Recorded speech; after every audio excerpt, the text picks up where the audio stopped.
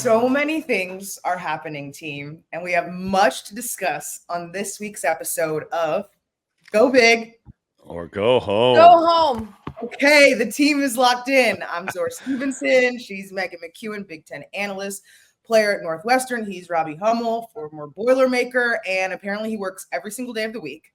That is the synopsis that I gained from the past 7 days. I saw you every single day. Ladies first today, and Robbie, feel free to hop on this topic whenever you see fit. We have overtime in Columbus. Number 2, Iowa, goes down. At that point, they were undefeated in conference play.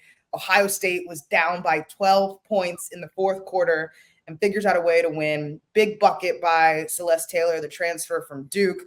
No one could just get it going in OT. And I'm saying all this, and I haven't even mentioned that Caitlin dropped 45.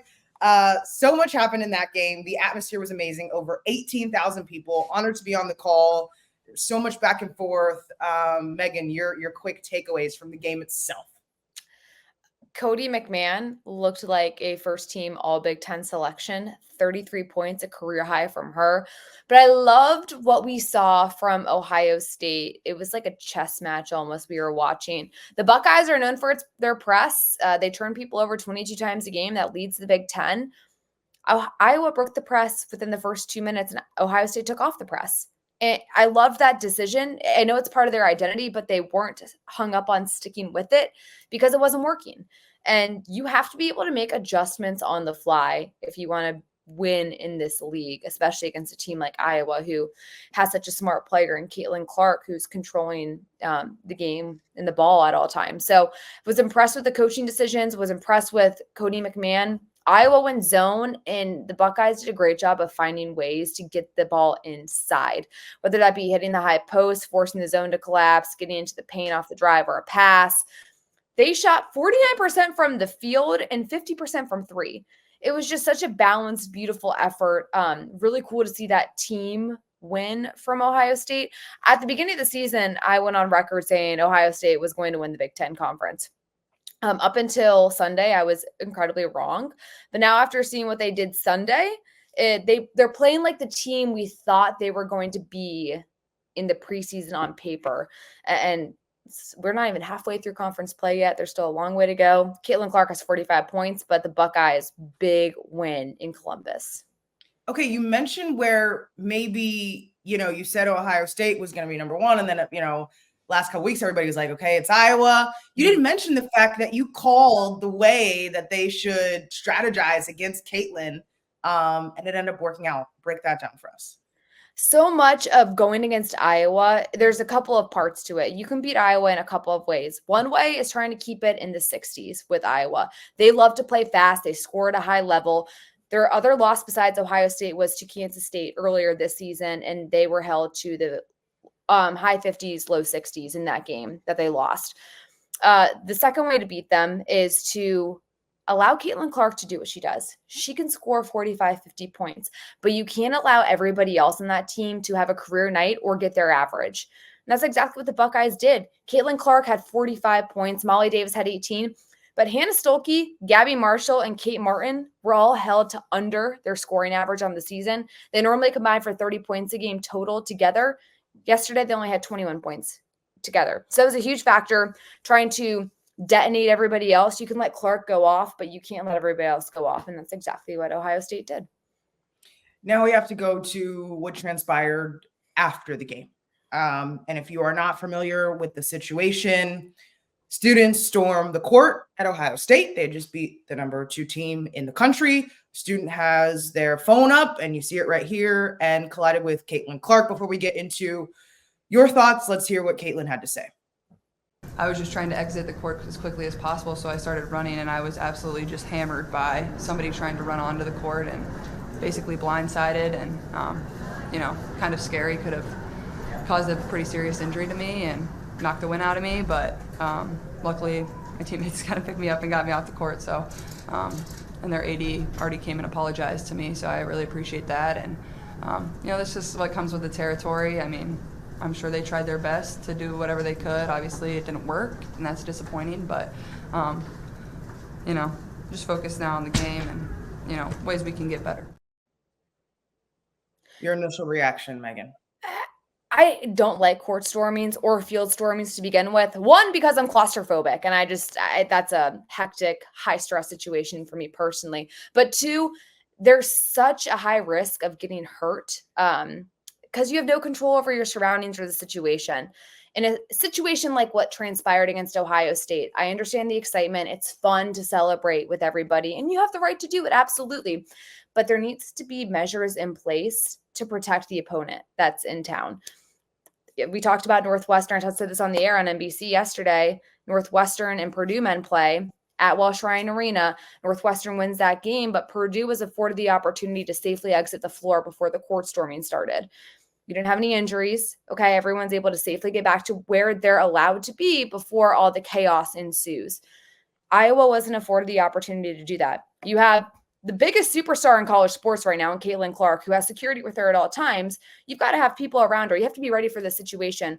I know she was running at full speed ahead. It was an accident. That fan meant nothing by it. It looked like from the video, just like a crazy situation. But where was security? Why wasn't Ohio State prepared for this? You knew this was a possibility when the number 2 team in the country comes into play. It just felt so avoidable. And it's a shame that this situation has transpired and taken over. And by the way, it's taken all the attention from the fact that Ohio State beat Iowa and had this great game. And they're now, in contention to be a Big Ten championship team. But this can't happen. It's ridiculous. It's happened too much on the men's side we've seen with Purdue. And there needs to be a precedent in the Big Ten Conference to protect the players. Robbie, your thoughts? Yeah, so I saw this as a player from like the good side of getting a big win and having the students storm the floor my freshman year and getting to experience that. And it's one of the most awesome things that I think happened in my time at Purdue. But I also saw the other side where we lose as we got better and better, and we had the court stormed on us in a road game. I think that storming the court is kind of like a cool tradition in college basketball. I think Meghan's point is really, really good. I think that we've got to find ways to have protocols to do it, because I do think that it is one of the cool things that happens in our game. But the hard thing is, and in this situation, it wasn't like a last second shot. But when you do have a buzzer beater, you can't just somehow get the other team off the floor. Like it has to be something like we saw at Northwestern, where all right, they're up 6. There's 10 seconds to go. There's no way for Purdue to win. They can touch the ball, clock starts, they kind of get to the side, and now the students do it. But then if you were watching around college hoops this weekend on the men's side, Memphis loses to Tulane, and a Tulane student, I don't want to call it a push. It was like a two-hand, more than a tap, less than a push to one of the Memphis players. Push? And it's like, yeah, exactly. Yeah. We, especially with alcohol being introduced into a lot of these stadiums, and you have emotions running so high and so much is at stake on the floor, we are lucky that nothing worse has happened.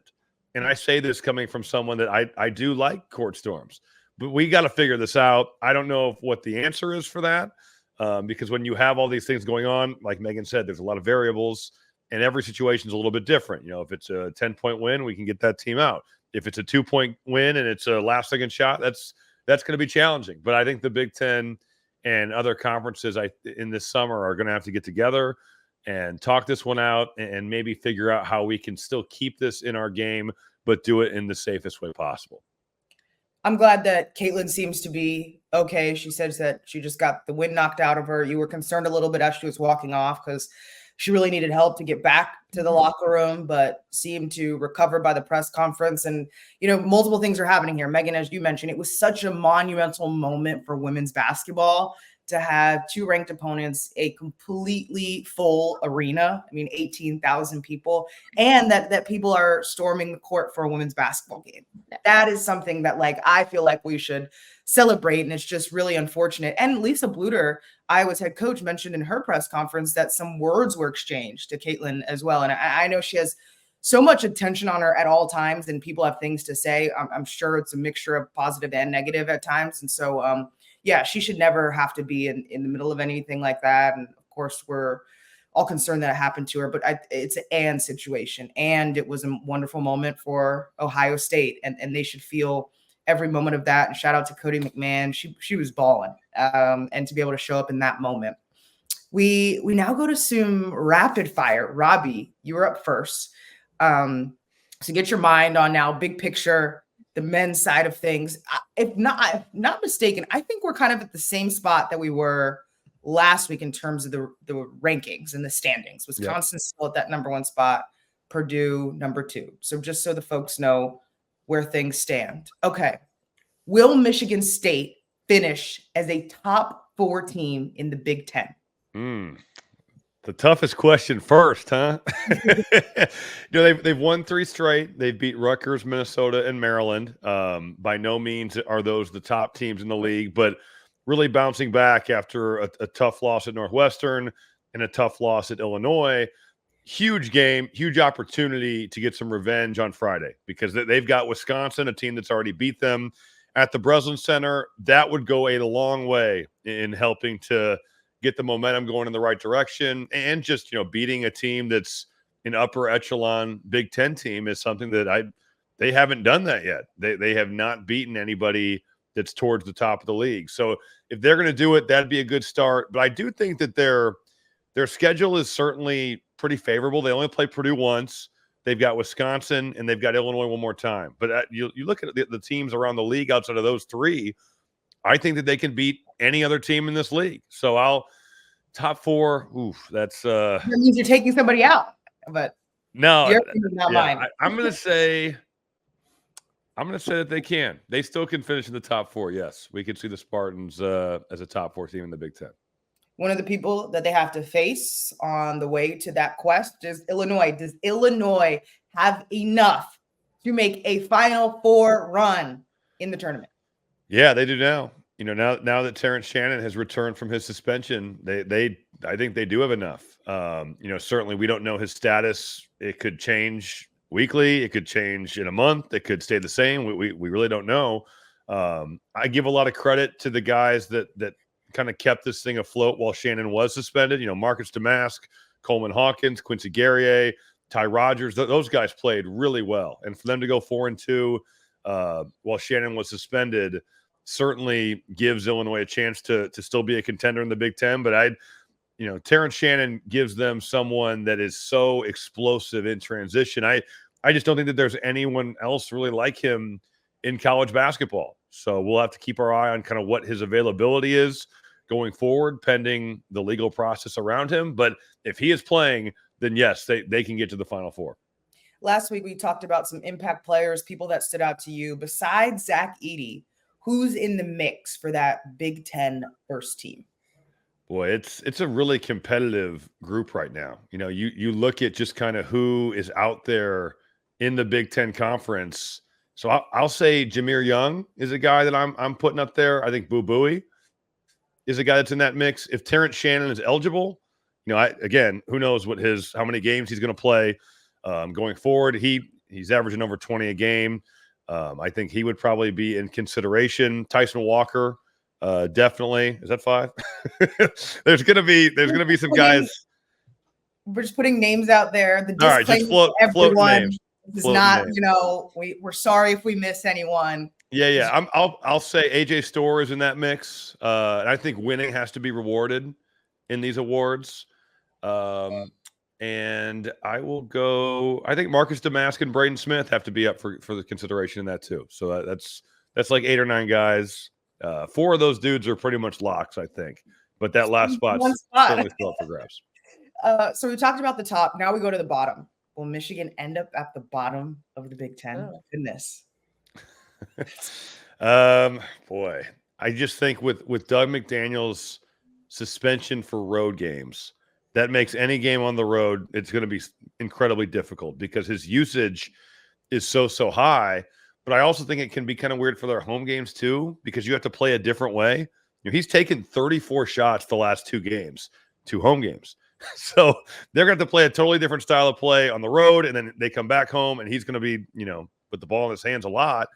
I think Michigan certainly could finish at the bottom. I think Rutgers, at 2-5 is down there right now. Penn State has had some struggles as well. So They could, but I think one of those 3 teams will probably finish in the spot you don't want to be, which is 14th. Jeez.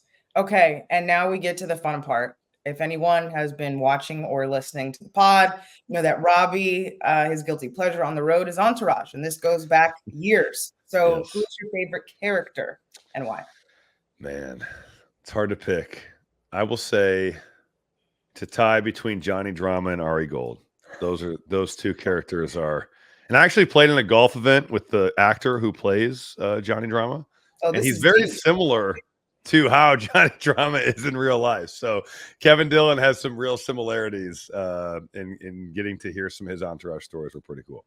That's awesome. I'm sure when you play a part long enough too, you exactly a little bit of it. Yeah. Meghan, we'll start with you on the women's side. Did Ohio State change your mind at all? I know you had Iowa last few weeks. They were undefeated in the conference, but what Ohio State did this past weekend, what does it have them in the mix now? Absolutely, they're in the mix for a Big Ten championship.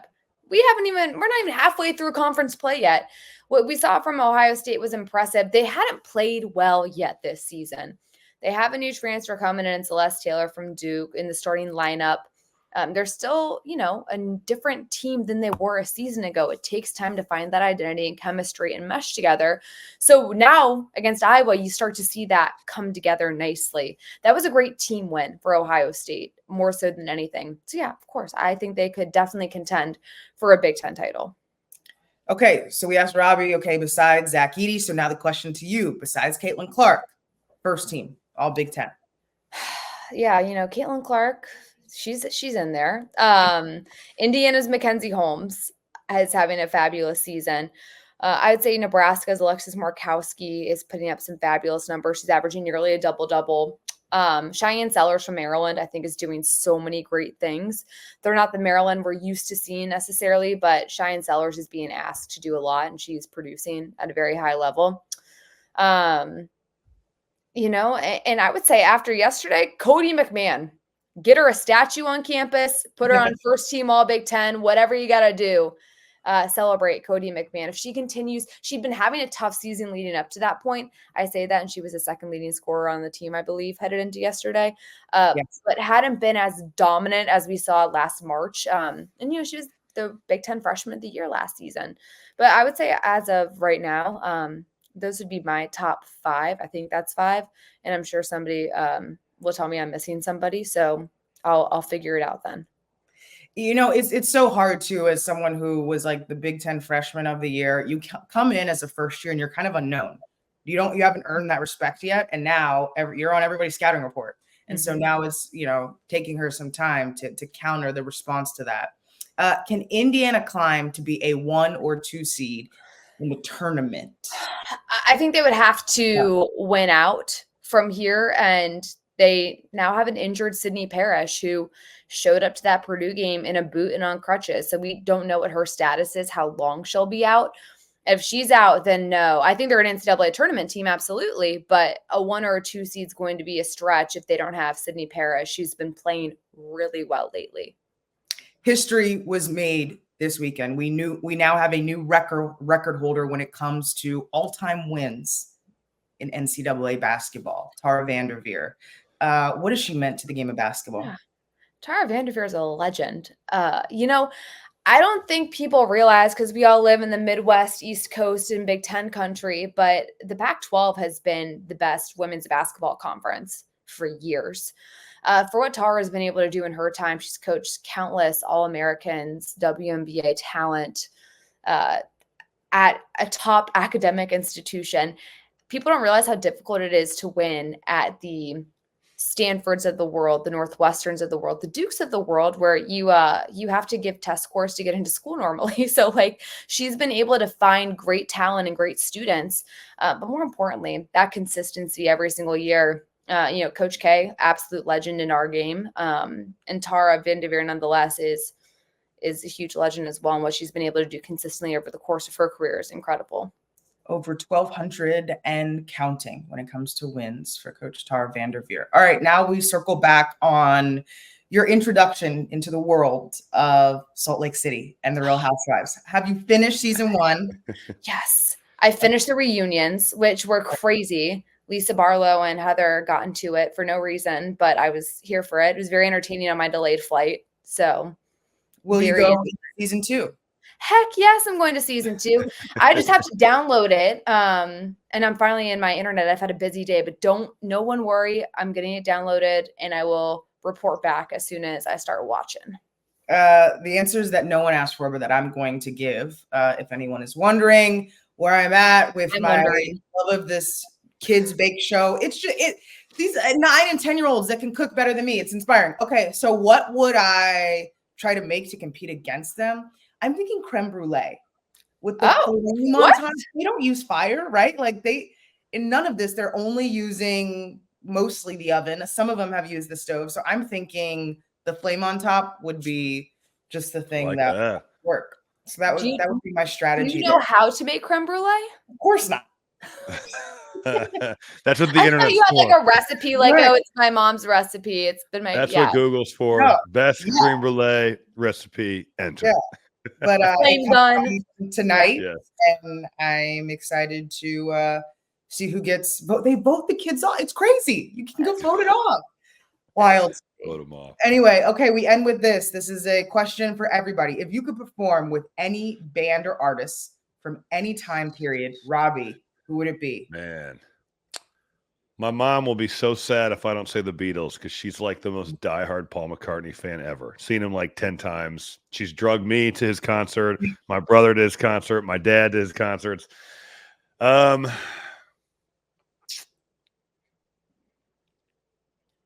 know what, though? Personally, if I could choose, I would have been – so I played percussion for 3 years. Not that I was good, but I was in the band at Thomas Jefferson Middle School for 3 years. So I played the percussion.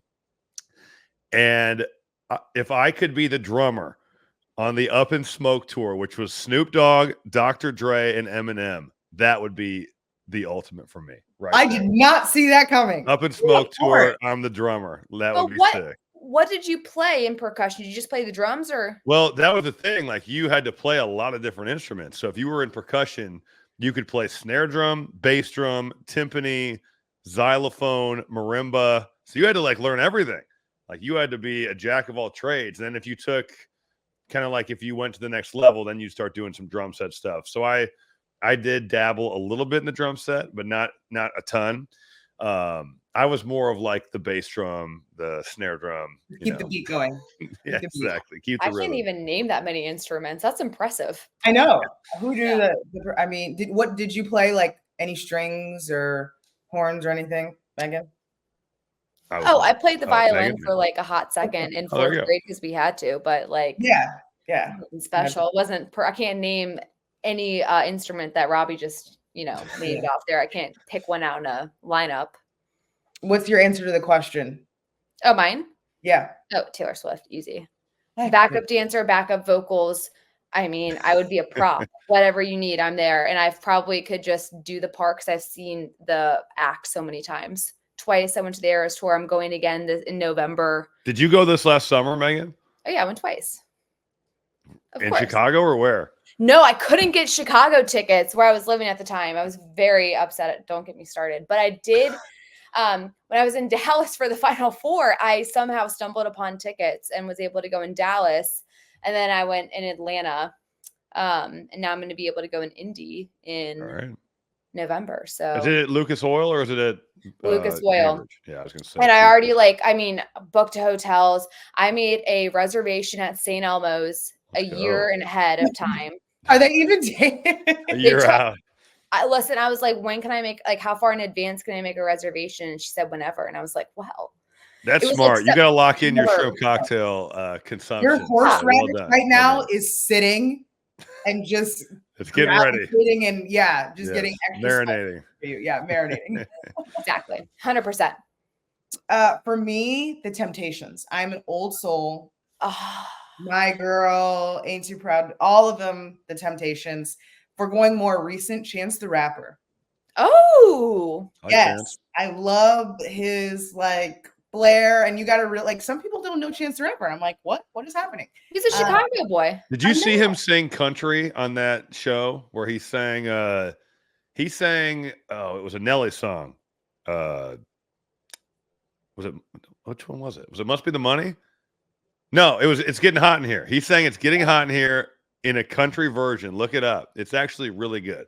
Okay. It's different, but he's really talented. He's a great rapper. He is. He's versatile. He'll just bounce around genres too. I'm a Chance fan.